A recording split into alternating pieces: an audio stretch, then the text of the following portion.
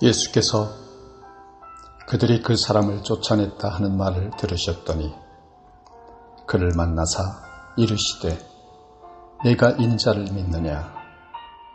대답하여 이르되 주여 그가 누구시오니까 내가 믿고자 하나이다.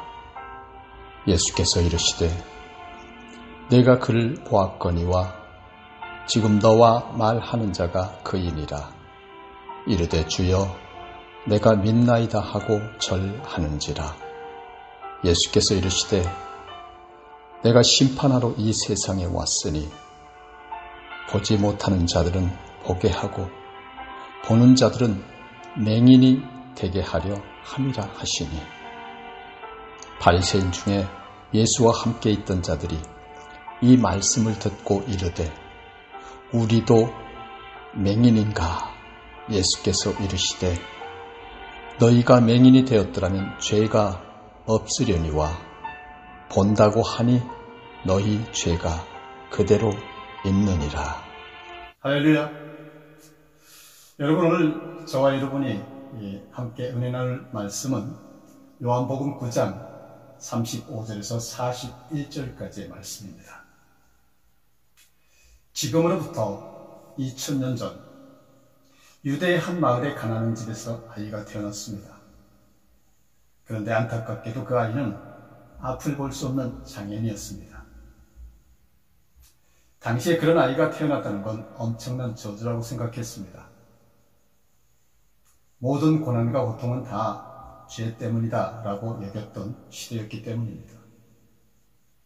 아이가 소경으로 태어났다는 것은 그 아버지가 죄를 지었거나 아니면 태어난 그 아이에게 뭔가 죄가 있기 때문에 하나님께서 그런 형벌을 내리신 것이라고 생각했던 시대였습니다. 여러분, 그런데 그게 아니었습니다. 그 아이의 아버지는 정말 착한 사람이었습니다. 법 없이도 살 수 있는 사람이라고 칭찬받았던 사람이었습니다. 그래서 사람들은 크게 놀라고 당혹스러워했습니다. 아이가 소경으로 태어났다는 것은 분명 누군가가 죄를 지었기 때문일 텐데 아버지는 착한 사람이니까 아하, 아버지 죄 때문에 아이가 그렇게 태어났구나 라고 말할 수가 없었기 때문입니다. 그렇다고 이제 갓 태어난 아이가 무슨 큰 죄를 지었겠습니까? 그래서 여러 소문들이 돌기 시작합니다. 겉으로는 아무리 착한 사람인 것처럼 보여도 아무도 모르는 무슨 큰 죄를 지은 게 분명해. 하나님의 눈은 속일 수 없거든. 그래서 하나님께서 그에게 이런 벌을 내리신 거야. 이렇게 수군대는 사람들이 점점 많아졌습니다. 여러분, 오늘 은혜 받을 말씀의 제목은 눈뜬 소경들이여 눈을 떠라 라는 말씀으로 함께 은혜 나누고 있습니다. 세상은 보이는 것이 다가 아니죠. 눈뜬 소경이 될 때가 참 많습니다. 더구나 요즘 세상은 더욱 그렇습니다. 아이는 자라면서 외톨이가 되었습니다. 앞을 보지 못하기 때문에 아무것도 배울 수가 없었습니다. 뭔가 기술을 배워야 밥벌이를 할 수 있을 텐데 앞을 보지 못한 아이가 무슨 기술을 배울 수가 있었겠습니까? 결국 아이는 구걸하며 하루하루를 살아갈 수밖에 없었지요. 한참 뛰어놀아야 할 나이에 아이는 먹을 것을 구걸하는 방법부터 먼저 배워야 했습니다. 그러니 다른 아이들과 어울릴 수도 없었고 아무도 그에게 가까이 다가와 친구가 되어주지도 않았습니다. 그뿐만이 아닙니다. 그가 밖을 나가기만 하면 여기저기서 수근거리는 소리가 들려옵니다. 눈이 안 보이는 대신 청각이 엄청나게 발달했기 때문에 심지어 귓속말 하는 것까지 다 들리니까 얼마나 괴로웠겠습니까?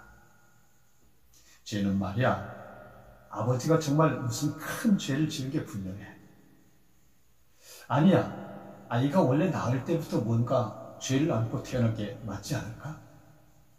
그러니 태중에 죄를 지은 거라면 제 어미가 죄를 지은 거라는 얘기 아니야?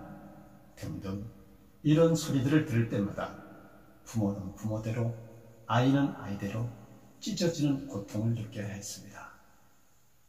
사람들이 둘러앉아 수근거리는 소리는 친구 없는 슬픔보다, 또 빌어먹어야 한다는 가난함보다 훨씬 더 아팠습니다.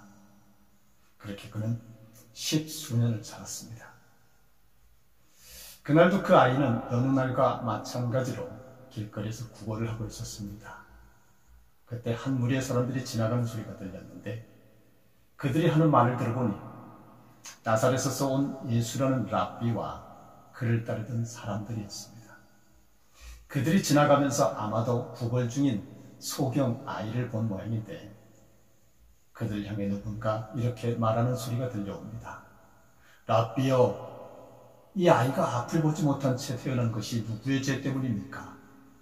이 아이의 죄 때문입니까? 아니면 그 부모의 죄 때문입니까?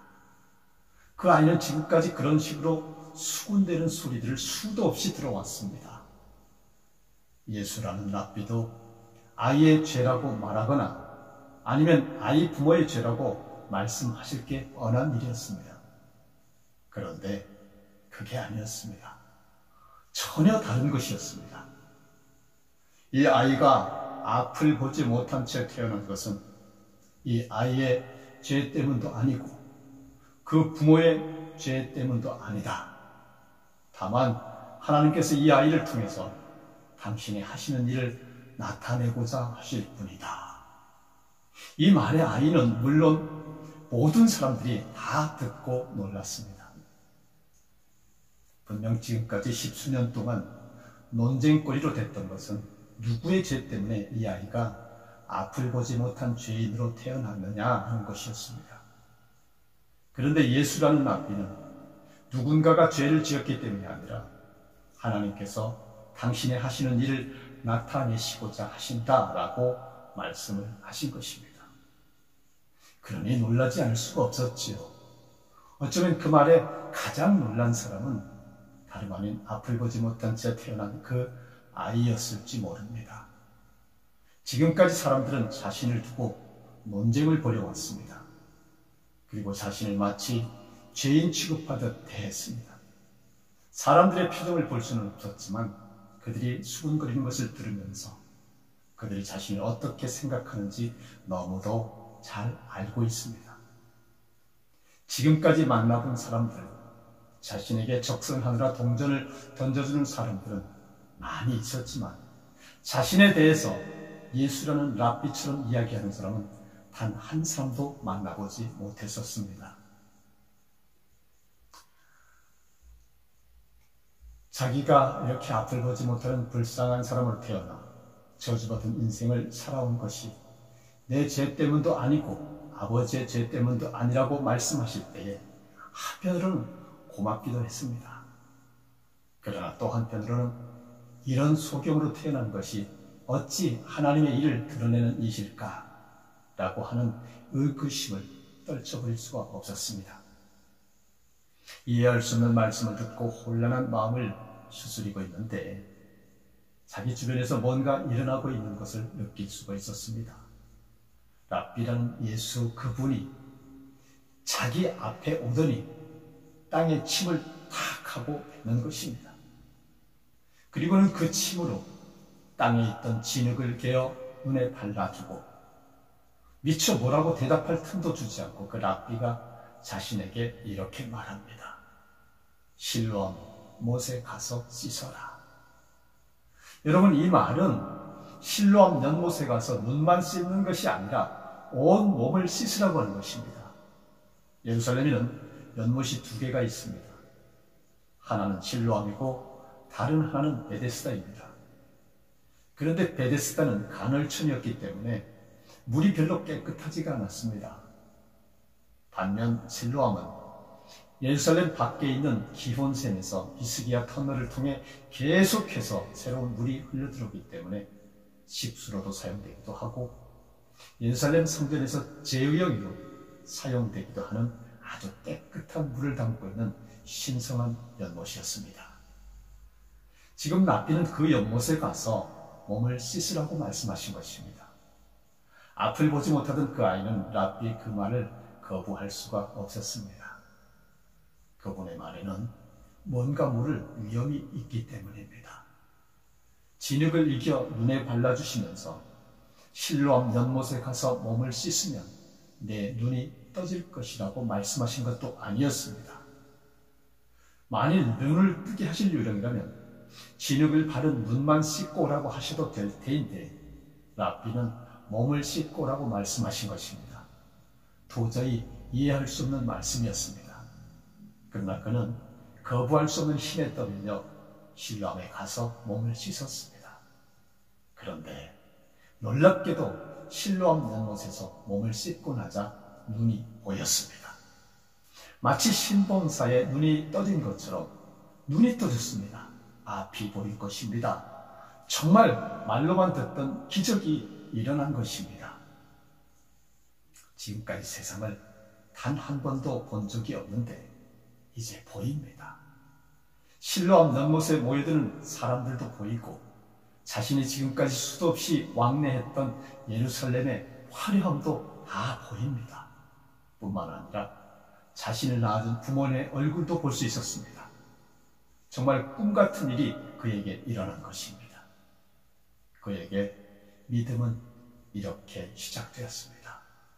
아무것도 보지 못하고 거리에서 그저 남들이 던져주는 동전 몇 잎으로 근근히 끼니를 때우며 살아가던 그에게 예수님이 찾아오셨습니다.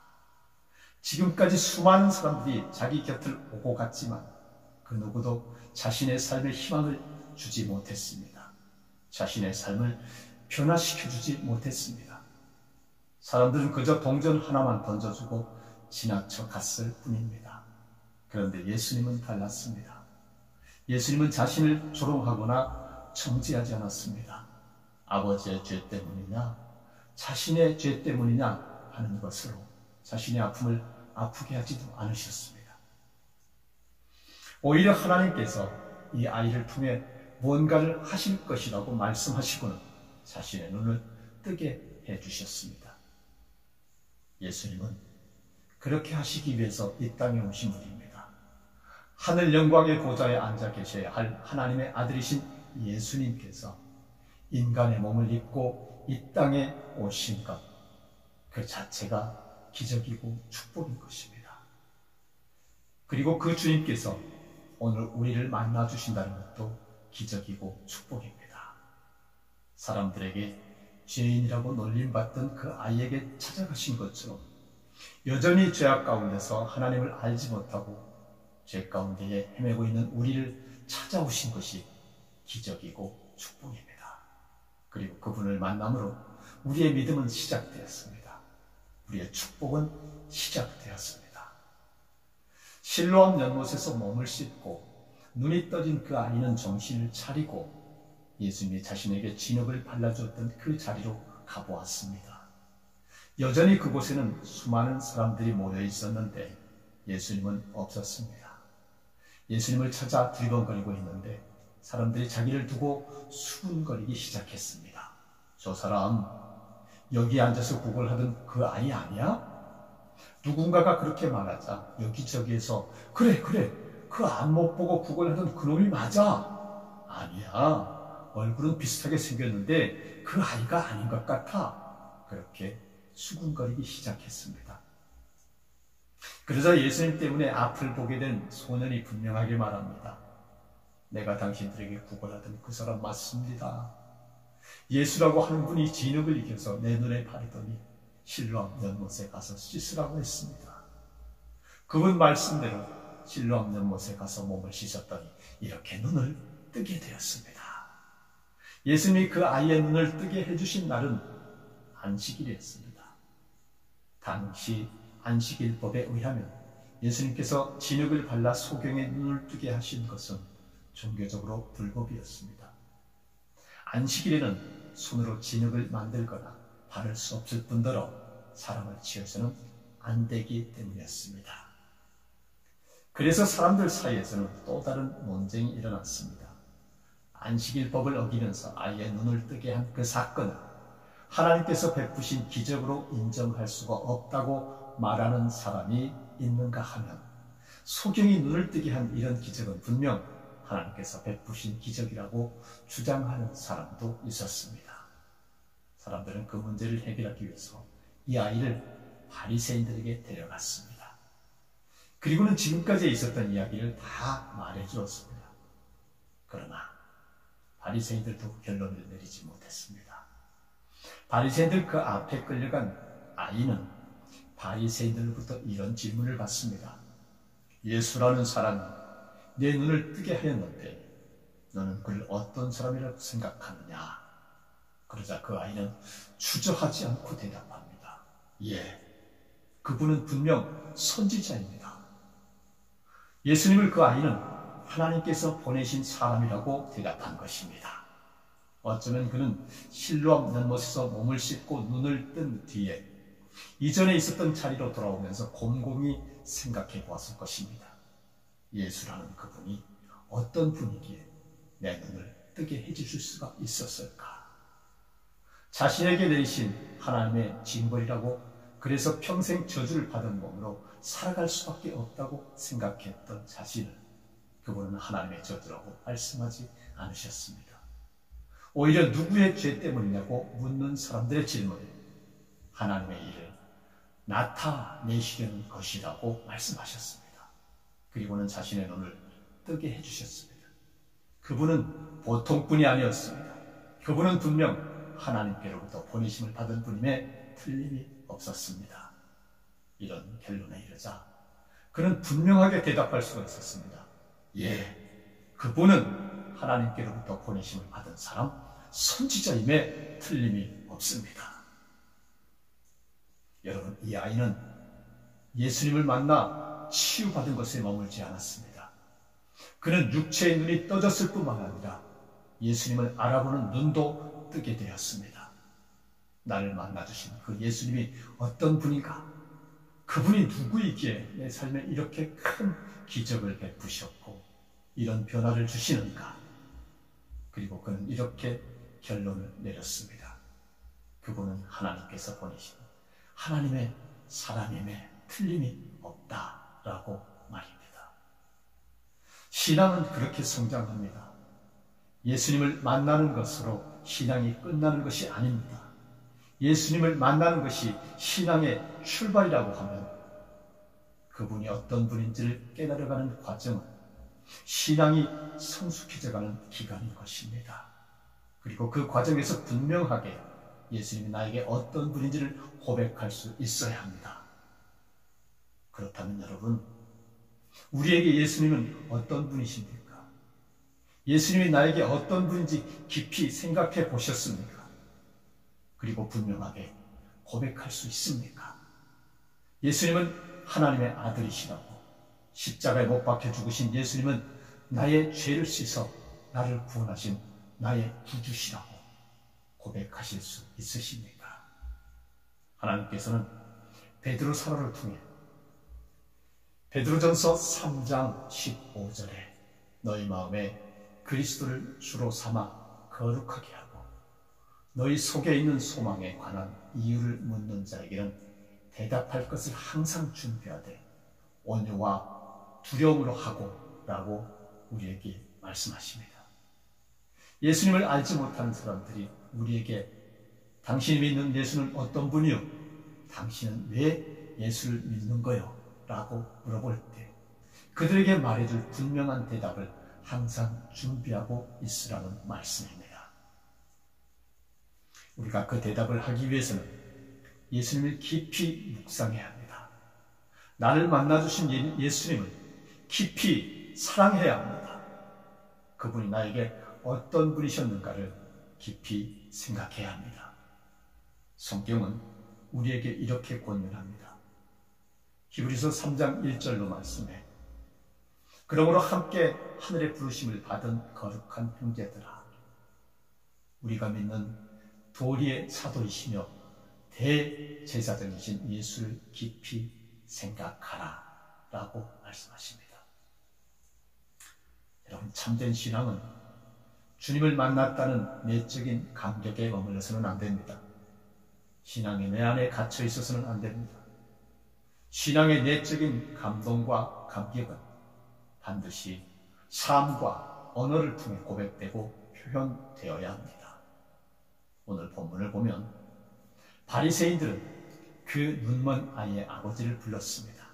그리고는 자초지종을 묻습니다. 그러자 아이의 아버지는 이렇게 대답합니다. 이 아들이 내 아들인 것만은 분명한데 그가 어떻게 눈을 뜨게 되었는지 나는 모르니 그에게 직접 물어보시오. 아이의 아버지가 그렇게 대답한 이유가 있습니다. 유대인들이 예수님을 하나님의 아들 그리스도라고 우리의 메시아라고 고백하는 사람들 교회에서 퇴출하기로 결정했기 때문입니다. 당시의 교회 퇴출, 즉 출교라고 하면 아주 엄한 벌이었습니다. 출교를 당한 사람은 채찍질을 당하기도 하고 심할 경우 나병, 한센병이죠. 그 문둥병에 걸린 사람처럼 공동체에서 추방당하기도 했습니다.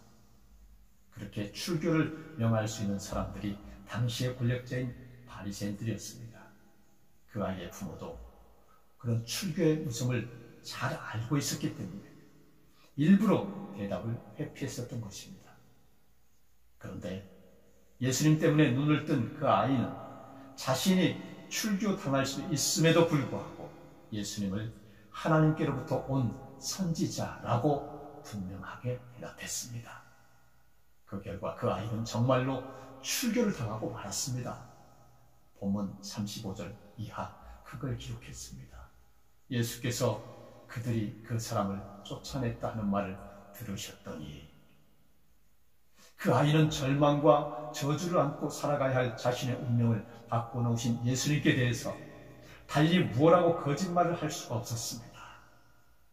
그는 자신이 체험한 것을 그대로 고백할 수밖에 없었습니다.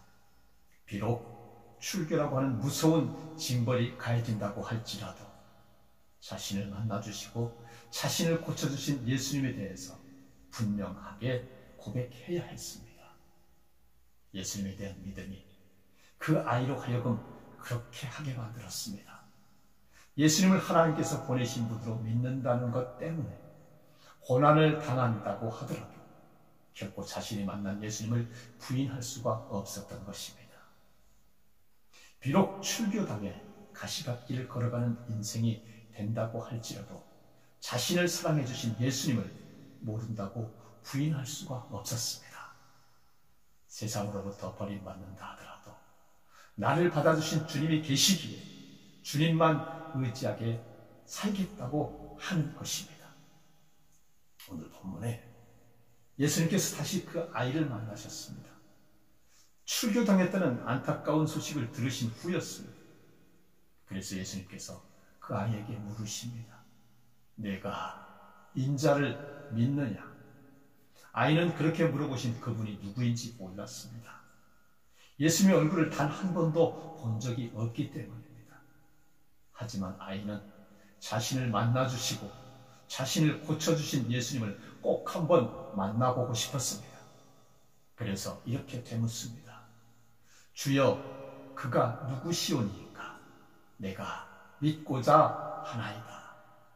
그러자 예수님은 내가 그를 보았거니와 지금 너와 말하는 자가 그이니라 라고 말씀하십니다. 드디어 감격스러운 재회를 하게 됩니다. 자신의 눈을 뜨게 해주신 바로 그분 예수님과 지금 대면하고 있습니다. 그 감격의 아이는 주여 내가 믿나이다 라고 고백하면서 예수님 앞에 무릎을 꿇고 절을 했습니다. 여기서 절했다는 말은 하나님께 예배드린다고 말할 때 쓰는 단어입니다. 그는 하나님께 경배를 드린 것처럼 예수님의 발 아래 엎드린 것입니다. 이제 그의 믿음은 분명해졌습니다. 확고해졌습니다. 자신의 눈을 뜨게 해준 그분이 단순히 하나님께서부터 오신 분이 아니라 그분이 바로 하나님이라는 사실을 고백하며 그분 앞에 엎드려 경배를 드렸습니다. 예수님께서는 그 모습을 보시면서 내가 세상을 심판하러 왔다고 말씀하십니다. 본다고 하면서 진리를 보지 못한 사람들, 자신은 진리를 배워서 잘 안다고 하면서도 진리와 다른 길을 가는 사람들을 심판하러 오셨다고 말씀하십니다. 그리고 이렇게 말씀하십니다. 너희가 맹인이 되었더라면 죄가 없으려니와 본다고 하니 너희 죄가 그대로 있느니라. 사람들은 태어나면서부터 앞을 보지 못한 그 아이를 죄인이라고 정죄했습니다. 그러나 예수님께서는 앞을 본다고 하면서 진리를 보지 못하는 사람들, 하나님의 아들이신 예수님을 하나님의 아들로 인정하지 않는 사람들을 향해 너희야말로 죄인이라고 말씀하신 것입니다. 그 눈먼 아이는 태어나면서부터 앞을 보지 못하던 불쌍한 아이였습니다. 그러나 예수님께서 먼저 그를 찾아오셨고 그 예수님을 만남으로 그의 인생은 변화가 시작되었습니다. 그리고 사람들의 위협에도 불구하고 그는 예수님에 대해 하나님의 아들이라고 고백했습니다. 뿐만 아니라 출교당하여 온갖 박해와 손해를 보게 될 상황에서도 내가 믿습니다 라고 분명하게 고백합니다. 그는 육적인 눈만 뜬 것이 아니었습니다. 신앙의 눈을 떠서 예수님을 나의 주님으로 분명하게 보았고 확실하게 믿음을 고백했습니다. 자신에게 어떤 불이익이 주어진다 하더라도 주님을 부인할 수 없었기 때문입니다. 사랑하는 여러분, 오늘 우리는 어떻습니까? 우리를 만나주신 예수님, 내가 만난 예수님을 분명하게 고백하고 증거하고 있습니까? 어떤 위협이 가해진다 할지라도, 그리고 어떤 불이익과 손해를 감내한다고 할지라도 주님을 향해 내가 믿나이다 라고 확실하게 고백하며 살고 계십니까? 오늘 우리는 혹 본다고 하면서 진실을 보지 못한 유대인들처럼, 신앙을 가졌다고 하면서 신앙 없는 사람처럼 그렇게 눈뜬 소경으로 살고 있지는 않습니까? 오늘 하나님이 눈뜬 소경들이여 눈을 떠라 하는 소리가 들리지는 않습니까? 앞으로 5개월 후면 우리는 대한민국 제20대 대통령을 뽑아야 합니다. 우리는 바로 보고 잘 뽑아야 합니다. 더 이상 눈뜬 소경이 되어 잘못 뽑고 후회하지 말고 하나님 기뻐하시는 하나님 나라를 이룰 하나님의 사람을 뽑아야 합니다. 다 같이 기도하시겠습니다. 길이요 진리요 생명이신 하나님 아버지, 오늘 주님 주신 귀한 말씀, 눈뜬 소경들이여 눈을 떠라 하신 말씀으로 어두운 세상 바로 보게 하여 주옵소서. 코로나19로 경제 불황으로, 정치 불신, 사회 불안, 사랑의 부족으로 모두가 눈뜬 소경이었던 우리에게 죄를 씻고 회개하고 새 사람, 새 영이 될 말씀이신 하나님의 샘 실로암 못을 허락하여 주옵소서. 큰 예배당과 수많은 성도의 수가 아니라 진정 하나님 살아계신 교회와 성도가 되게 하여 주시옵소서. 하여 이 땅, 이 재앙의 시기를 도리어 하늘의 뜻을 이루는 기회가 되게 하여 주시옵소서. 예수 그리스도 이름으로 기도드리옵나이다. 아멘.